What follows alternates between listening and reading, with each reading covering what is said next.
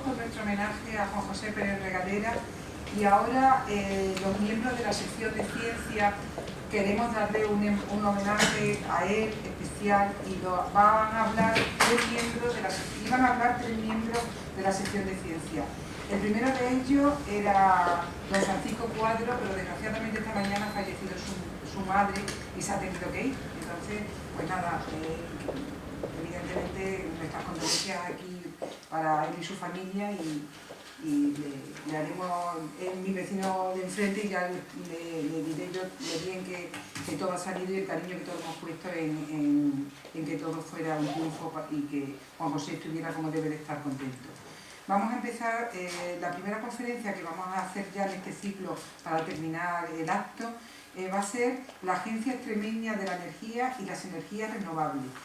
Y la va a dar don Fernando López, que es director de la Agencia Extremeña de Energía y es profesor también de la universidad y es también un miembro de la Comisión de Ciencia. Bueno, pues gracias, buenas tardes a todos. El título de mi conferencia no está escogido al azar, sino que, en la Comisión Científica, en las múltiples conversaciones que teníamos en la Comisión Científica, pues Juan José, como buen conversador, me preguntaba continuamente sobre las energías renovables y qué hacía la Agencia Extremeña de Energía, y era una conversación recurrente con él porque le interesaba conocer qué se hacían con energías renovables y cómo progresaban las energías renovables en Extremadura. Entonces, bueno, pues como me pidieron que interviniese y que escogiese una conferencia, pues he escogido justo la conversación que tenía con él, que son las energías renovables y la Agencia Extremeña de la Energía. Entonces, bueno, pues le cuento lo mismo que le gustaría que le gustaba que le contase en temas de energías renovables. Bien, les cuento un poco muy rápidamente lo que es mi organismo, la Agencia Extremeña de Energía, es una entidad sin ánimo de lucro, lo que pasa es que tiene estatuto público y por tanto pues es una empresa pública, funciona como una empresa pública y dedicada sobre todo al fomento de la energía renovable y al ahorro y la eficiencia energética. Se crea ya por un año 2000, ha corrido varios temas, ha ido añadiéndose cada organismo y actualmente, bueno, pues depende, los patronos son la Consejería en concreto la Consejería de Industria, ya es Agricultura, porque es donde están las competencias de energía, las dos diputaciones, la universidad y el IDAE, que es el organismo de diversificación y ahorro energético.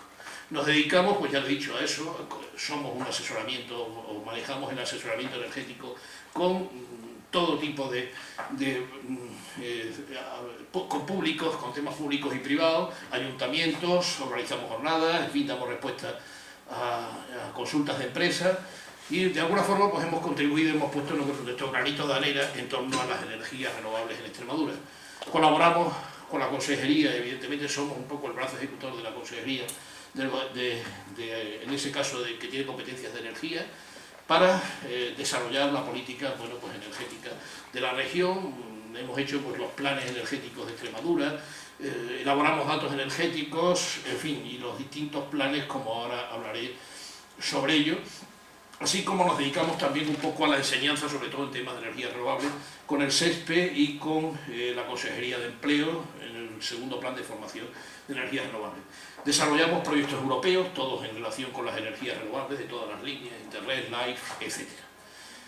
Bien, entonces, antes de entrar directamente en las energías renovables, a mí me gusta hablarles un poco de cuál es nuestro sistema energético y por qué decimos que hay que darle tanta importancia a las energías renovables. La imagen de nuestro sistema energético realmente es esta que vemos, o sea, hay polución, hay emisiones, hay prestige, hay chapapote, como hablábamos, hay oleoductos, evidentemente, hay, por supuesto, emisiones de nuevo y hay residuos sólidos urbanos. Nuestro sistema energético, evidentemente, pues tiene graves problemas en ese caso. No se ha tenido en cuenta las leyes de termodinámica en estos momentos y España, y ahora verán que Extremadura, en esto lo hemos adelantado, puede o debe tener un sistema energético sin emisiones y sin gases de efecto invernadero y también, digamos que no, reduciendo residuos radiactivos. Nuestro rendimiento actual del sistema energético es pírrico, es muy pequeño. ¿Por qué? Porque perdemos energía en cada paso que se da. Por ejemplo, desde desde la estación petrolífera que nosotros decidimos comprar o adquirir, o donde nos viene el petróleo, por ejemplo, tenemos que trasladarnos en barco, siempre a España, evidentemente, o por oleoductos, con lo cual ya se pierden las primeras cantidades de energía. Lo llevamos a una refinería donde se vuelve a perder nueva energía, seguimos por una central que también se pierde energía, transportamos miles de veces la energía que también se vuelve a perder hasta que llegamos a nuestros hogares. Bueno, pues el rendimiento de nuestro sistema, en ese caso casi es el más pequeño que hay en toda la técnica que se conoce, en este caso. Tenemos graves problemas de contaminación, como ya sabemos, con nuestro sistema energético, evidentemente. Tenemos, por supuesto, generación de residuos de difícil eliminación, vertidos de petróleo, que no vaya a haber más prestigio, eso es absurdo. Estadísticamente, si el petróleo viene por barco, vamos a seguir teniendo prestigio y más contaminación. Hay lluvia ácida, evidentemente, hay destrucción de capa de ozono, hay emisiones de CO2 y gases de efecto invernadero. Y hablando del efecto invernadero, esta imagen que tienen aquí representa, pues, como digo, la temperatura de la Tierra, en este caso, durante toda su vida. La temperatura de la Tierra se ha mantenido constante a lo largo de la vida de la Tierra y solo el último siglo, el siglo anterior, ha experimentado un aumento. Estos son grados centígrados y esto es los años en que estamos evaluando la temperatura de la Tierra. Al final, pues, ha evaluado un aumento de unos 0,8 grados, que tampoco es debido al efecto invernadero, parte sí, parte no, es debido también a problemas con el Sol. Pero, ¿sabe lo que son estos? Estos son, digamos, las diversas teorías que hay sobre cómo subirá la temperatura de la Tierra a partir de ahora. Y todavía no está controlado. En este momento no está controlado, tenemos muchas cumbres de Kioto, de Dinamarca, de Copenhague, etc. Y no está controlada la temperatura de la Tierra real, porque el efecto invernadero tampoco está controlado. Por cierto, ¿saben cuál sería la temperatura de la Tierra sin efecto invernadero? Si tuviese el célebre efecto invernadero. Pues hablamos de menos 16 a menos 25 grados, lo cual evidentemente impediría la vida. Tiene que existir el efecto invernadero, lo que pasa es que los gases de efecto invernadero hacen una pantalla para los rayos solares y evidentemente no los dejan salir, y eso implica, pues, el aumento de la temperatura de la Tierra. Ocurren cosas como estas, pueblos inundados que ya existen como consecuencia del deshielo de los glaciares. Estos son clarísimos aspectos que hay en este momento y como consecuencia del efecto invernadero y la no corrección de efecto invernadero, que ya digo que las naciones no han conseguido todavía corregirlo. Luego añadimos más cosas, que importamos más del 75% de la energía que consumimos, y encima en España, en Extremadura, seguimos despilfarrando energía. Es decir, tenemos que importar el 75% de la energía que consumimos y además despilfarramos. Seguimos iluminando mucho, evidentemente seguimos utilizando la iluminación. Comparado con otros países, pues estamos igual o mayor. Comparado con la costa este de Estados Unidos, exactamente igual, seguimos despilfarrando. Y esto es un poco, y con esto ya entro en las energías renovables directamente, algo que se llama la intensidad energética. La intensidad energética relaciona el estado de bienestar con el consumo de energía. Es decir, es la relación entre el PIB, el Producto Interior Bruto, y el consumo de energía. Significa que, evidentemente, cuando consumimos menos energía para aumentar el PIB, pues estaríamos en unas curvas que bajan, y en otras, si nuestro PIB, digamos, disminuye a otro ritmo distinto al consumo de energía, pues la curva sube. Las curvas europeas son las de distintos colores, y ¿sabes cuál es la roja? La roja es la española. Significa que, evidentemente, somos mucho más ineficientes que el resto de Europa, y esto es una realidad. Por lo menos un 25% más ineficientes que Europa, como están viendo, puesto que la curva roja es la de España, y el resto, pues, son curvas de Alemania, de Italia, de Reino Unido, etc. O sea que además de la crisis, imagínense lo que despilfarramos en energía en estos momentos, y ya digo que esto es una realidad, no se dice. Y aquí que vamos a la obra de eficiencia energética, es fundamental, y las energías renovables, lo dice Greenpeace, pero está claro que lo decimos mucha gente, que tenemos que ir a esto. Bien, esto es un poco la introducción de por qué tenemos que ir a las energías renovables, y ya les hablo un poco de Extremadura, del caso de Extremadura, donde la agencia hemos tenido que ver mucho, digamos, en que esto salga así y vaya por este lado. Yo les voy a hablar primero de las energías en las cuales somos líderes, porque somos líderes en energías renovables, cosa que en otras muchas cosas no lo somos, y las que no somos líderes, las que somos los últimos, porque hay de las dos cosas. España, en el caso de Extremadura, producimos el 6% de la producción de electricidad nacional. Llegamos al 6% de la electricidad nacional y producimos ese porcentaje. Fíjense, en el 2011 nuestra producción eléctrica fue de un 324%, es decir, que somos exportadores de energía eléctrica. Nuestra comunidad consume menos, o sea que produce 3 veces más de lo que consume, lo exportamos a Madrid y a otros sitios. Con energías renovables, ahora veremos realmente el valor, resulta que nuestro consumo es todo a base de energía renovable. Perdón. Es decir, que producimos energías renovables para abastecernos, para abastecer nuestro consumo, el consumo extremeño con energías renovables. Nuestra inversión acumulada en 2009-2011 de todos los organismos y empresas privadas han sido 2.300 millones de euros. Hemos generado más de 10.000 empleos desde 2009 a 2011 en construcción de plantas.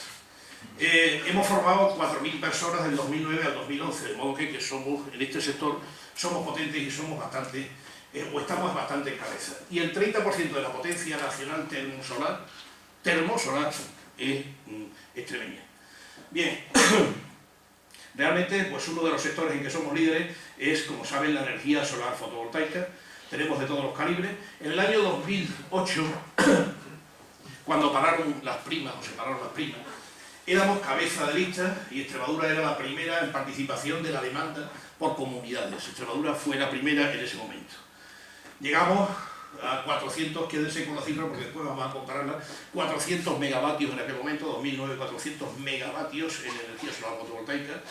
En este caso, comparado con otras regiones, íbamos en cabeza totalmente, hemos llegado a 532 y actualmente se cifra en, estamos en una potencia realmente de 550 megavatios instalados. Digo que se fijen en esa cifra porque el plan de energías renovables que hubo del 2005 al 2010 para toda España daba que se iban a instalar 400 megavatios. Pues bien, solo en Extremadura hemos llegado a 550 megavatios en este momento. O sea, una potencia impresionante. Bien, y además tenemos las 3 centrales, 2 son nuestras y otras no, las 3 centrales más importantes de Europa. La Balascona en Trujillo, con 35 megavatios en energía solar fotovoltaica. Los que hemos trabajado en energía solar fotovoltaica, hablamos del panel y muy pequeña potencia. 35 megavatios es impensable que se pudiese llegar. Tenemos Solar Park en Extremadura, Solar Park en Extremadura, en Don Álvaro, también con 30 megavatios. Y tenemos una planta que es Moura, que aunque no sea española, es portuguesa, pero está justo en la raya, en Moura, como saben, y además es de la empresa Acciona, que es totalmente española, por eso la consideramos también extremeña. Son grandes extensiones de terreno, llenas de paneles, como pueden ver en este caso, de aquí que sean de las centrales más importantes del mundo y de Europa no solo. Como Solar Park, cada una es a su manera, digamos, de las primeras que hay en este momento. Esta es la de Moura, que les hablaba, que ya digo que aunque está en Portugal en este momento, sin embargo es Acciona la que lo gerencia, la que lo lleva, y además está casi en la frontera y está hecho casi con capital español, por eso también podemos hablar de central extremeña, por lo menos que está cerca de Extremadura. Bien, el otro grupo en que lideramos es las centrales termosolares en ese caso. Somos de las 4 regiones que tenemos centrales termosolares en este caso, son Extremadura, Andalucía, Castilla-La Mancha y Murcia en este caso, aunque ha aparecido ya alguna por ahí por Lleida, como veis, perdida. Nosotros tenemos aprobadas 19 centrales con una potencia de 950 megavatios y ha habido múltiples peticiones más. Lo que ocurre es que en este sector hay un problema, como ya saben, con las primas. Las primas y los impuestos pues lo han parado en este momento, están ciertamente parados. Pero realmente, bueno, pues tenemos una gran potencia instalada. Estas son las centrales en la provincia de Badajoz que están todas funcionando, como ven, y lo mismo están las de Cáceres, ahí ya unas funcionando y otras no, otras están ya en proyectos y construyéndose. En la actualidad pues tenemos 650 megavatios de los 900, es decir, quiere decir que estamos próximos a llegar a la potencia real que teníamos proyectada, en este caso. Estas centrales pues son de 3 tipos normalmente. Hay 4, pero les hablo de 3, de canal, la que se llama el canal lateral, de receptor central y paraboloide de revolución. Las 3 estaban proyectadas en Extremadura, solo que las que se han construido son las de canal lateral, como es esta, que es la de Alvarado, la que está en Alvarado, de la Risca de Alvarado, que es de Acciona, que las imágenes pues son así, de canal, es colectores cilindro-parabólicos, los espejos son cilindro-parabólicos, y se llama de canal lateral porque el canal, evidentemente, por donde circula el fluido, es este y es lateral. Bien, este sería el primer tipo, la risca de Alvarado, una imagen general del campo de paneles, que yo creo que también pues, es bonito y además es impresionante, con lo cual hay que verlo. Tenemos en proyecto, lo que ocurre es que no sabemos si esto se va a poder llevar ya a cabo por el problema que les hablo de las primas y por el problema de los impuestos que hay en este momento. Esa es Gemasolar, esta está en Andalucía y tenemos otra exactamente igual en Extremadura, la he traído para que la vean, que también es muy bonita, con un receptor central, que los heliostatos, pues evidentemente, producen el calentamiento de ese agua que luego va a producir energía eléctrica. Los de disco parabólico IDEN, teníamos dos también en proyecto, por lo menos están en proyecto, y tampoco sabemos si terminarán instalándose o no. Son así, como ven, es una parábola que, bueno, pues pone en marcha un motor Stirling, que como saben los de termodinámica, bueno, pues ese motor Stirling produce energía eléctrica una vez que la parábola, pues, digamos, concentra la radiación solar en un cátodo que lo tienen ahí. Diversos modelos. Bien, y esto, por último, es una tecnología Fresnel, que también tenemos otra en proyecto, que utiliza, bueno, pues estas son más bien lineales, son espejos, como ven, planos, no son esos espejos, digamos, en este caso parabólicos, entonces concentran sobre un tubo que va por la parte superior la energía, o sea, la energía solar en este caso. Bien, estas centrales son de 50 megavatios todas, cuestan 300 millones de euros, en este caso, son a 30.000 hogares, equivalen a 30.000 hogares que reciben energía eléctrica gracias a la planta. Tienen unos puestos, por eso crean tantos puestos de trabajo, de 350 a 400 trabajadores, 50 personas que se ocupan luego en el mantenimiento y son centrales que se llaman gestionables porque la potencia, bueno, pues cuando se necesita producen más y cuando no se necesita producen menos. Incluso por la noche, a pesar de que no haya sol, también siguen produciendo debido a que tienen un almacenamiento de energía. Bien, mapa donde pueden ver un poco la situación de las centrales y ahora entramos un poco en las que están en este momento siendo tratadas y suponemos que van a salir hacia adelante. Tenemos la biomasa, la célebre biomasa, en este momento pues en España es la segunda o tercer grupo de tecnología.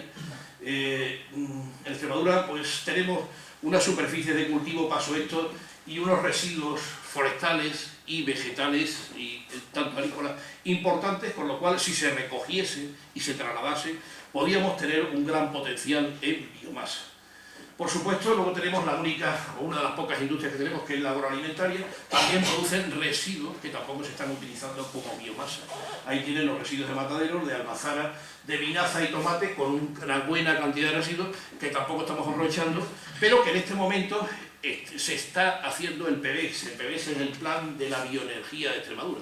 Esperemos que la biomasa con ese plan florezca y ocurra como estas otras tecnologías que estamos viendo. Solo tenemos una planta de 15 megavatios de producción eléctrica. Hay dos tecnologías, una producción eléctrica y otra producción de calor térmica. Solo tenemos una planta en producción eléctrica, que es la de Miajadas, de 15 megavatios. Teníamos otra hace ya mucho tiempo, en el año 2000, Metarnel, en el Choza de los Montes, tal vez la primera que se hizo en España, pero que decayó como consecuencia de que había problemas técnicos. Todavía no estaba bien estudiada la biomasa. Este tipo de instalación, tal como le digo, pues es una como esta, quema residuos, paja o residuos vegetales y produce energía eléctrica con este esquema y está en Miajadas y su potencia son 15 megavatios.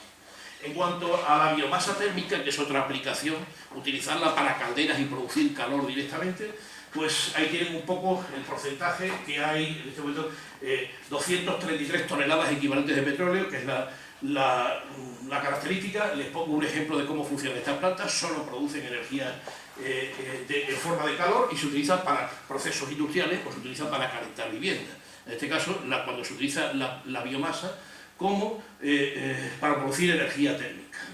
En Extremadura pues ya estamos teniendo calderas, aunque crean que no, es algo interesante, tenemos calderas de biomasa. Tenemos calderas de biomasa domésticas con una potencia ya bastante considerable, aunque queremos mucho más aumentar la demanda, 6.394, y de hecho el gobierno de Extremadura está intentando promocionar totalmente la biomasa. Nosotros estamos colaborando, haciendo ese PBEX, ese plan de la biomasa. Domésticas ya tenemos bastante, o sea, por lo cual les animo para los que lo quieran. Montes, calderas de biomasa son perfectamente compatibles con todo y funcionan igual que una de gasol, o mejor.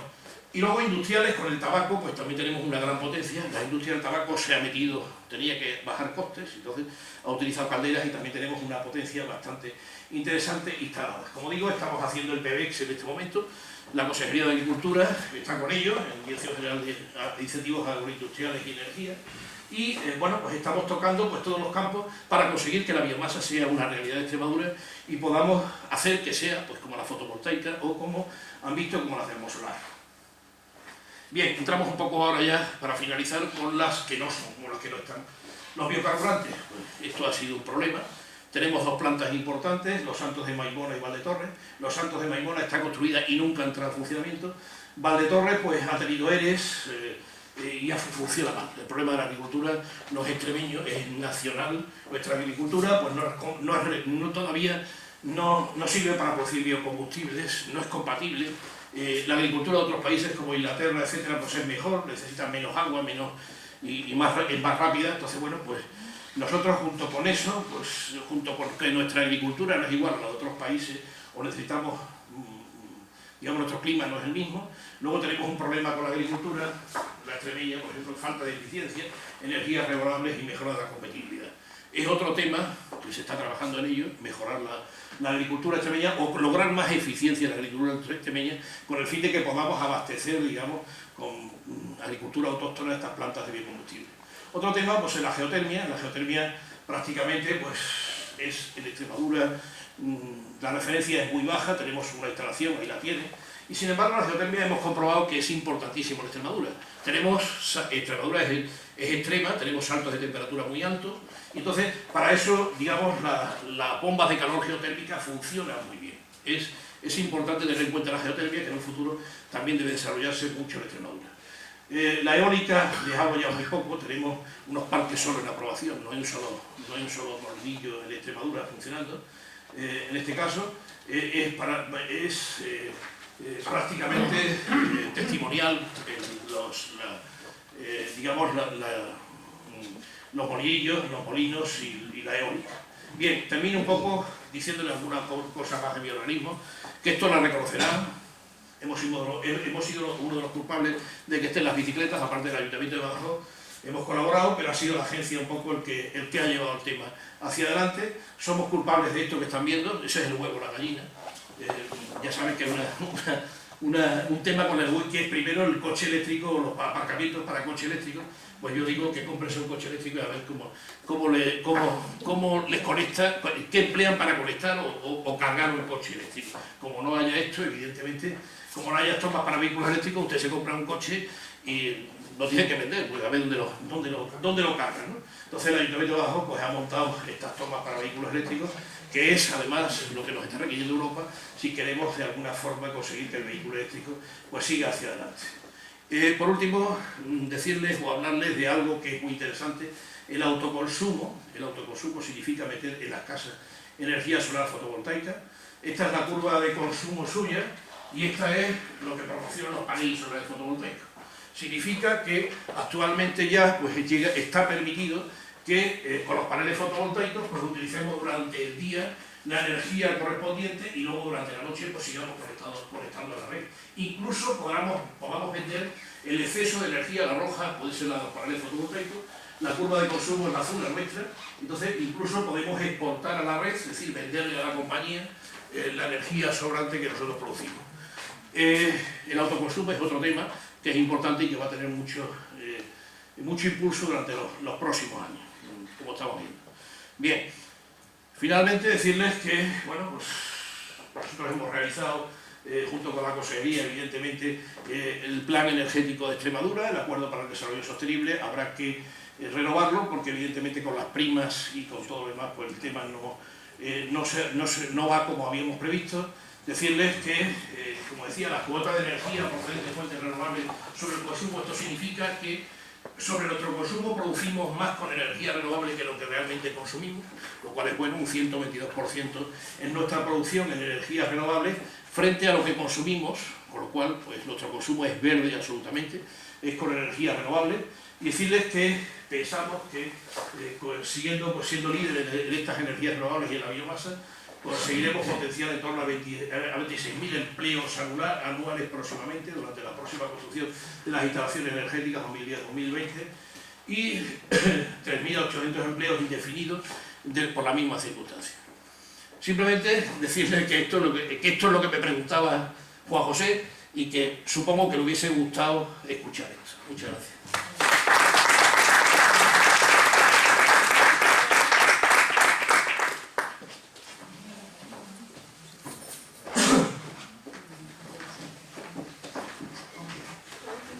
Bueno, y ya el acto lo vamos a terminar, como no podía ser de otro modo y tal como habíamos empezado, pues por don José Guerra Durán, que es doctor en astronomía y responsable de la sección de ciencia de la Real Sociedad Económica Extremeña. Y su conferencia va a ser un paseo por el cosmos.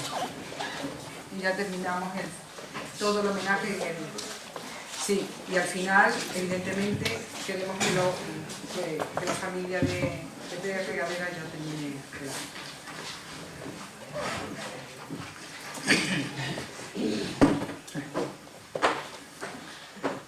Bueno, un paso por el cosmos. El título lo saqué de un libro del doctor Carl Sagan que se llama Miles de Millones. Este astrónomo que hizo la famosa serie Cosmos estudió en Cornell, estudió en Oxford, en el Reino Unido, y finalmente recayó en Cornell por dos razones muy significativas. Él, antes de la astronomía, había sido biólogo. Había estudiado algo relacionado con el ADN, pero finalmente se dedicó a la investigación biológica, diríamos, fuera de la Tierra. Acabó, por tanto, haciendo astronomía en Oxford, en Wisconsin, en Massachusetts y finalmente en California. Llegó la famosa tesis Duncan de Estados Unidos y colaboró también con von Braun en el proyecto Viking, de conquista del planeta Marte. Era especialista, por tanto, en planetología y en planetografía aplicada. Un paso por el cosmos. Evidentemente, pasear, dice él, significa pues, hacer un recorrido lento, para donde quiera que sea, recreándose en lo que uno contempla, visualizando lo que uno va viendo y de alguna forma haciéndose también eco de que esos elementos que están ahí nos llevan a algún sitio.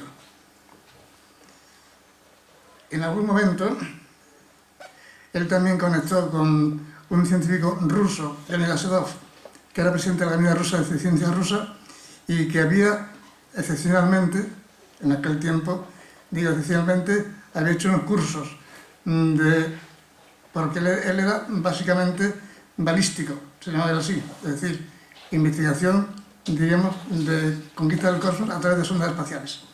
Pero había recaído en Cornell porque conocía a von Braun y Carl Sagan era entonces un simple estudiante pues, que había requerido de estudiar en esa misma universidad.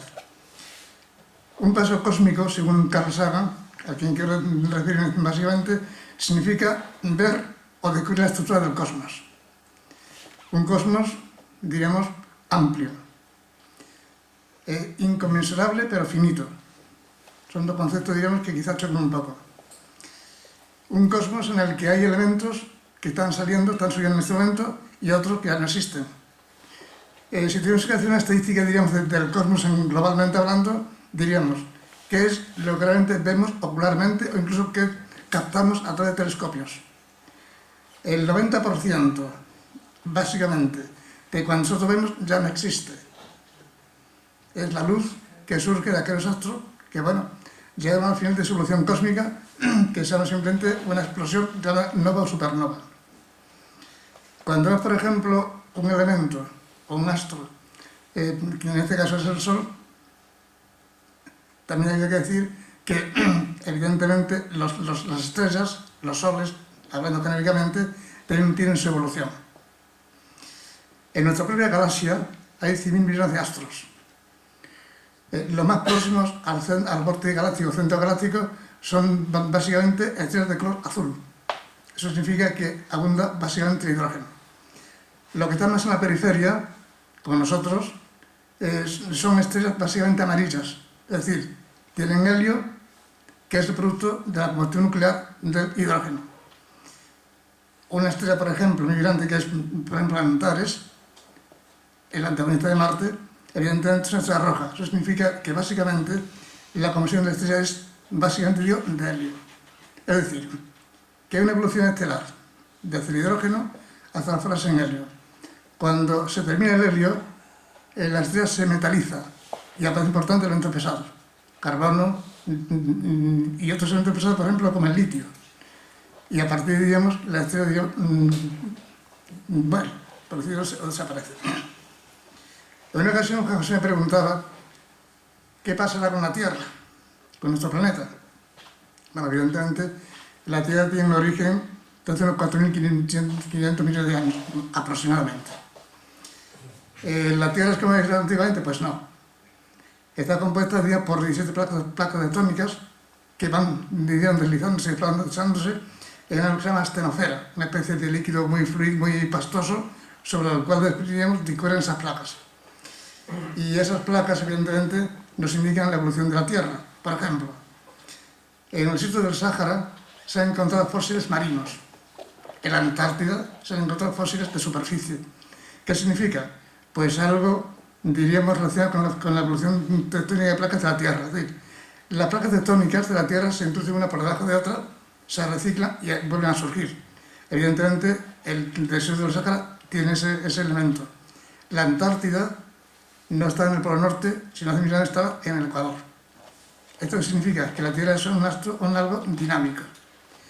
Y el sistema planetario es algo también dinámico. Y el cosmos, evidentemente, es algo dinámico. No hay nada, diríamos, que esté quieto, sino que está todo en movimiento.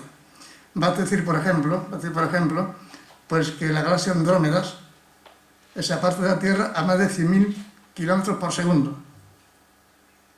Es imposible, digamos, muchas veces medir esa cantidad de movimiento porque realmente no somos capaces de captarlos desde el punto de vista, digamos, físico, pero está ahí. Otro elemento que a conocer, digamos, la acción, diríamos, bueno, bastante, como diríamos, impacto es qué pasa con el planeta Marte. Evidentemente Marte es un planeta mediano, está a 200 y pico de kilómetros de la Tierra y evidentemente tiene dos cosas importantes. Hay imágenes del Hubble en el que se capta una especie de tormenta parecida a la del Caribe, en donde efectivamente hay agua líquida y nieve. En Marte se sabe actualmente con el Curiosity que nieva regularmente, que hay vientos que alcanzan casi 300 km por hora, como en la Tierra aproximadamente, y que la atmósfera de Marte básicamente es dióxido de carbono, pero también hay nitrógeno, también hay helio y también hay, diríamos, oxígeno. Lo que pasa es que es un oxígeno atómico, es decir, no respirable. Actualmente se ha incluso en Marte que hay rastros biológicos, es decir, de elementos químicos que evidentemente fueron, de alguna forma, los que darían rastros y darían pistas para decir, en Marte ha habido por lo menos bacterias. Esto es comprobable. Evidentemente, la NASA dice que sí. Y son esos, digamos, lo que está investigando en el planeta Marte. Otro rastro, digamos, asombroso sería, por ejemplo, Júpiter. Tiene más de 120.000 kilómetros de diámetro. Más todavía. En Júpiter cabrían 549 tierras. Básicamente es hidrógeno. Si el planeta Júpiter tuviese 10.000 kilómetros más, sería posible que hubiese reacciones termonucleares en su núcleo y por lo tanto se convertiría en una estrella. Sería un Sol, o sería un sistema planetario con dos estrellas. Sería el Sol y sería Júpiter. Otro elemento importante, por lo desconocido, es los satélites de Marte, Phobos y Deimos. Cuando lo dejó Slovinsky, en el siglo XVIII, dice, no son satélites naturales sino artificiales. Esto tuvo mucho tiempo en auge, hasta que finalmente el Viking 1 y el Viking 2 y los Pioneer demostraron que no, que son pedruscos, la expresión, capturados por Marte y que se mantienen en órbita en torno a Marte, pero con una evolución distinta a la Tierra, porque mientras Deimos camina de oeste a este, el Phobos lo hace uno de oeste a este y otro de este a oeste. Es decir, que se cruzan, diríamos, visualmente los dos en un punto. Y sin embargo, diríamos, no se producen, diríamos, eclipses de esos astros. Otro hecho importante, por ejemplo, Saturno. Tiene un diámetro de 115.000 kilómetros, pero un dato importante. Si Saturno metiese en un océano inmenso, flotaría. ¿Y por qué? Porque tiene una densidad menor que la del agua. Son datos, diríamos, que tiene el sistema planetario solar. ¿Cuál es, diríamos, la acción de caminar el cosmos, hablando, diríamos, desde el punto de vista de su evolución? Evidentemente, se puede decir un cosmos del estilo Einstein, curvo, cerrado y finito. O bien, al estilo Feynman, que dice todo lo contrario, que el cosmos es abierto, no finito, pero sí inconmensurable. Evidentemente, aquí intervienen cosas muy distintas y contrapuestas. Por una parte, lo científico y por otra parte, lo filosófico. Yo de lo filosófico no me fío, evidentemente, por dos razones. Primero, porque la filosofía que se emplea hasta hace poco tiempo es la aristotélica, que da diríamos, un universo estático, no dinámico. También Newton admite un universo estático, pero ese diríamos, modelo a mí no me sirve. Es un universo dinámico que cambia constantemente y más todavía, en donde diríamos las relaciones, distancias entre astros y astros van cambiando continuamente. Kepler descubre las órbitas que son elípticas y por lo tanto, diríamos, no es una órbita circular perfecta como decían los antiguos. Es decir, tenemos un cosmos que realmente es algo, diríamos, muy complejo en sus movimientos, en su evolución, en su forma de actuar, porque incluso, aunque nos parece tan armónico, en el cosmos sí hay caos, lo que sea un poco la física del caos, a una dimensión muy distinta a cuando se compara en la fase del terrestre, pues el espectro del cosmos es mucho más amplio y mucho más intenso. Y más todavía,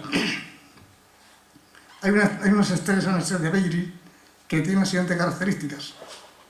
Caminan casi a 300.000 kilómetros por segundo, es decir, actúan como estrellas relativistas. Y por tanto, diríamos, finalmente acaban siendo pulsars, es decir, elementos que pierden la capacidad de tener luz y absorber luz y únicamente pilotan a impulsos. Lovisky descubre una estrella 133 en la Unión Soviética, en Pulkov concretamente, y que comprueba dos cosas. El periodo, diríamos, de pulso era exactamente 1,3 segundos. Es decir, cada 1,3 segundos daba un pitido. En principio, esto es un poco desconcertante para los astrofísicos, para los astrónomos e incluso para aquellos que se dedican a la radioastronomía.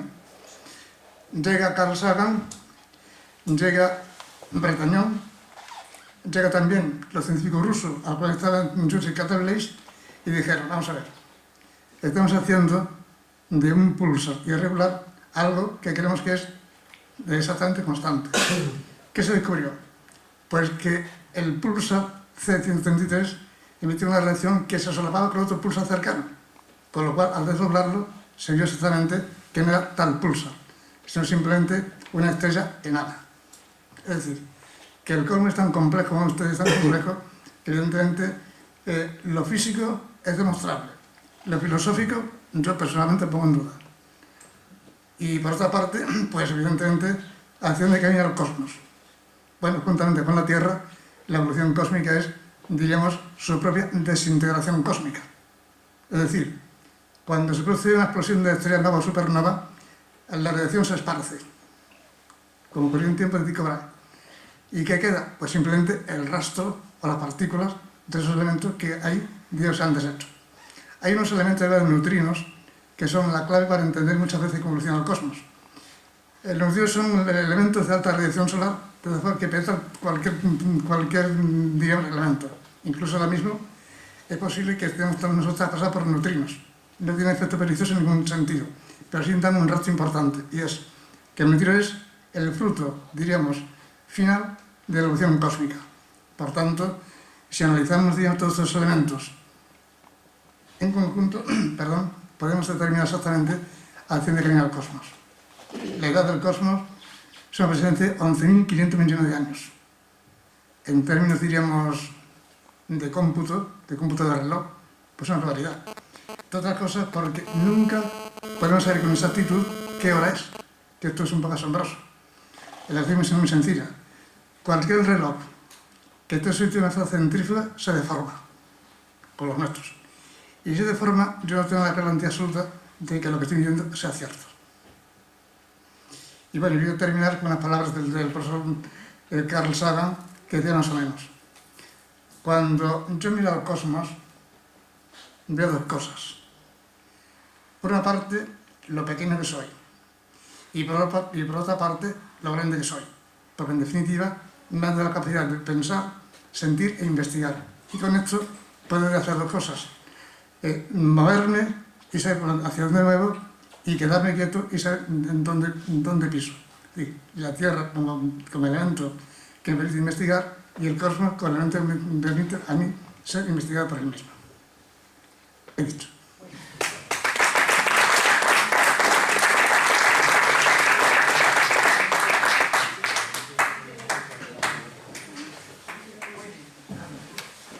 Bueno, y ya hemos terminado este acto que con tanto cariño los miembros de la comisión hemos preparado, y ahora queremos que lo finalice la familia de Juan José Pérez Regadera.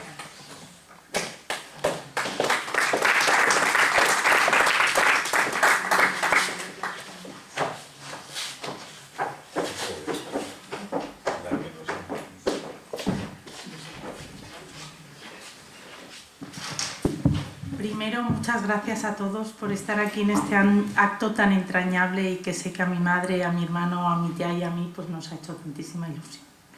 Y que sé que mi padre pues estará disfrutando viendo a todos sus amigos juntos aquí recordándole.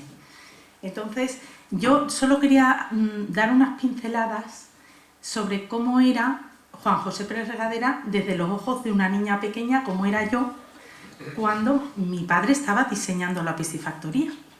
Tengo, digamos, flashes de visión infantil que yo siempre a mi padre le veía con unos rollos de papel de cebolla enormes andando de un sitio para otro. Lo recuerdo cuando sacó la oposición para que le hicieran responsables de crear la piscifactoría, pues eso pertenece a mi recuerdo infantil. Y otra cosa era pues que, por ejemplo, el que mi padre se dedicara a investigar es que era muy divertido desde el punto de vista de un niño.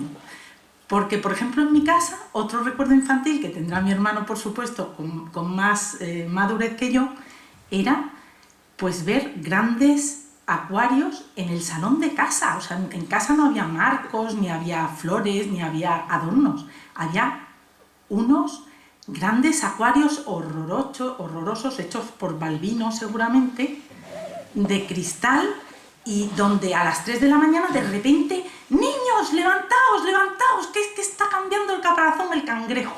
Bueno, pues mi padre tuvo la enorme curiosidad de ver por qué el cangrejo americano estaba masacrando el cangrejo nacional. Y bueno, pues dijo: ¿cómo se hace eso? Pues observando, como había dicho, pues no sé si Paco, ¿no? Pues efectivamente, allí todos observábamos, ¿no? En la construcción de la piscifactoría, pues los sábados y los domingos todos íbamos a la piscifactoría a ver cómo iban las obras, pero que mis hermanos jugaban a las canicas y yo me caía en los estanques, o sea que ha sido verdaderamente divertido.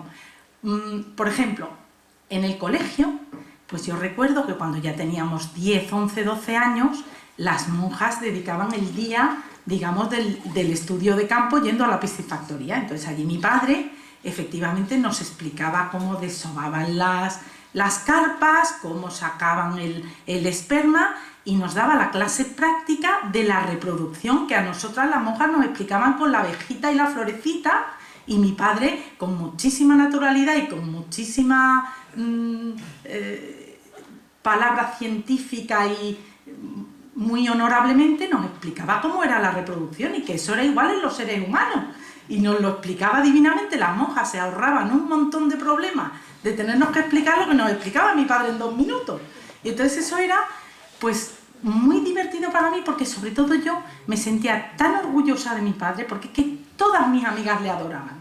Entonces, claro, pues eso en una niña, el tener un papá que todo el mundo adora, pues es que era maravilloso, ¿no?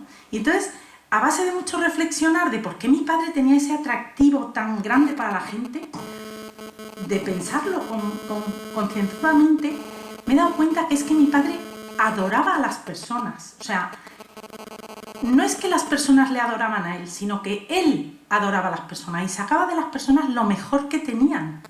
Entonces, admiraba de tal manera esos puntos positivos de la gente que les hacía sentir tan bien que era como un magnetismo. Era un arte, pues la inteligencia emocional, ni más ni menos. Y entonces, pues eso es una cosa para reflexionar. O sea, que no es que la gente le quisiera, sino que es que él quería a la gente y admiraba enormemente las cosas buenas de los demás y las sacaba a relucir. Y claro, pues eso a todo el mundo nos gusta, que nos hablen de lo bueno que tenemos, ¿no? Como decía Carmen, pues se sentía tan orgulloso de ella porque era tan guapa, tan joven, tan catedrática. Pues claro, pues es que es verdad. Y lo sentía, y ella no se sentía halagada falsamente, sino se sentía sinceramente halagada, ¿no?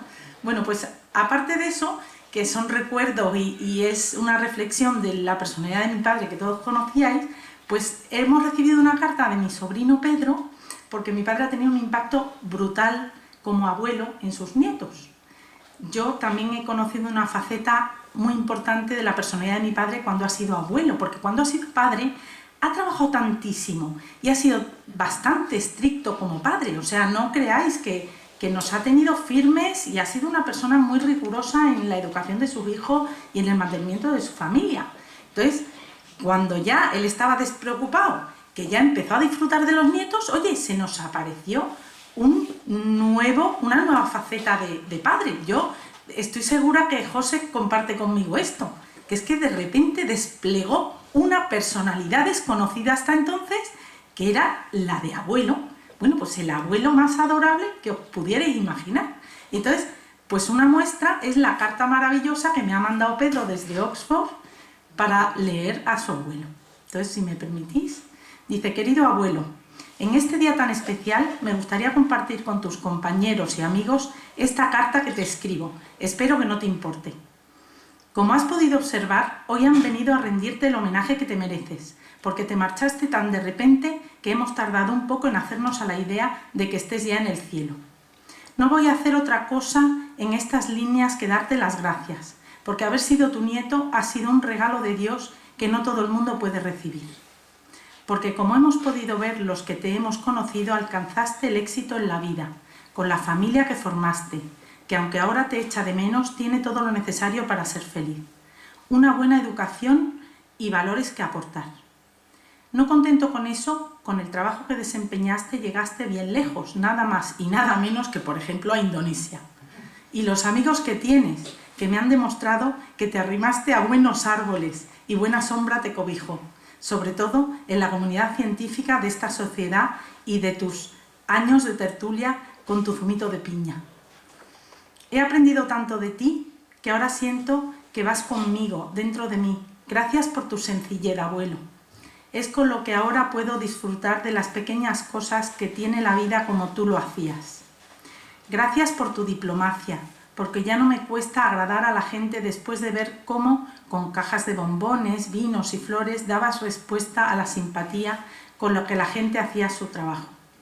Gracias también por tus ganas de aprender, porque enseñarte a manejar Internet no fue fácil, pero esa ilusión que tú tenías por conocer, que era como la de un bebé con los ojos bien abiertos, es la que me llevó a ampliar mis estudios y la que me ha traído a Oxford a aprender inglés.